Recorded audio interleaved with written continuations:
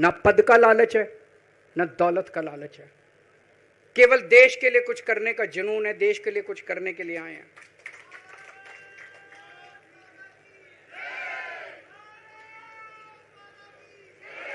इन्होंने मेरे ऊपर आरोप लगाए, मनीष जी के ऊपर आरोप लगाए हैं।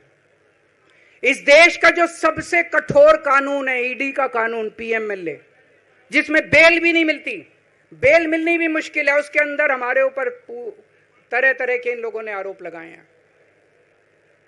कोर्ट से हमको बेल मिल गई, उसके बावजूद आज की तारीख में, आज जो स्थिति है, इससे फालतू कोर्ट और कुछ नहीं कर सकता था जितना कोर्ट ने कर दिया हमारे पक्ष में। हम कोर्ट के बहुत शुक्रगुजार हैं। कोर्ट ने हमें बेल दे दी, अभी बेल तक ही दे सकता था। अब ये केस चलेगा। मैंने वकीलों से पूछा, मैंने कहा मेरा दिल कहता है कि जब तक ये मैं कोर्ट से बरी होके ना आ जाऊं तब तक मैं सीएम की कुर्सी पे नहीं बैठूंगा। उन्होंने कहा जी ये 10 साल चलेगा केस, कोई कह रहा है 15 साल चलेगा केस, कोई कह रहा है 20 साल चलेगा केस।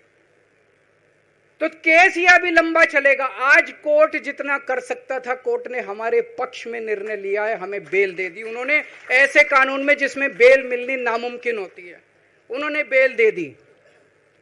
आज मैं आपकी अदालत में आया हूं, जनता की अदालत में आया हूं, आपसे पूछने के लिए आया हूं, क्या आप केजरीवाल को ईमानदार मानते हो कि गुनहगार मानते हो?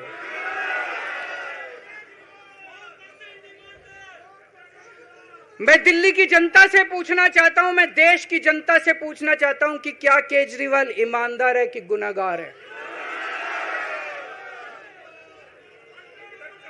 दोस्तों, 2 दिन के बाद, आज से 2 दिन के बाद मैं सीएम की कुर्सी से इस्तीफा देने जा रहा हूं।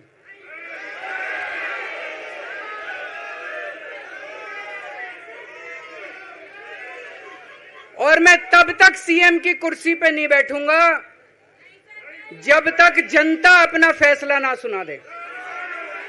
मैं जनता के बीच में जाऊंगा, गली गली में जाऊंगा, घर घर में जाऊंगा, और जब तक जनता अपना फैसला ना सुना दे कि केजरीवाल ईमानदार है, तब तक मैं सीएम की कुर्सी के ऊपर नहीं बैठूंगा।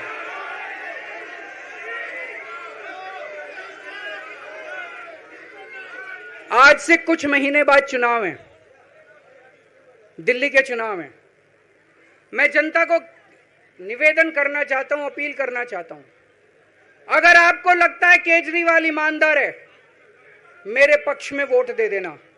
अगर आपको लगता है केजरीवाल गुनहगार है, मेरे को वोट मत देना। आप अगर मेरे को, आपका एक एक वोट मेरी ईमानदारी का सर्टिफिकेट होगा। अगर आप मेरे को वोट देके जिताओगे और अगर आप कहोगे कि केजरीवाल ईमानदार है, तो चुनाव के बाद, उसके बाद जाके मैं सीएम की कुर्सी पे बैठूंगा, तब तक मैं सीएम की कुर्सी पे नहीं बैठूंगा।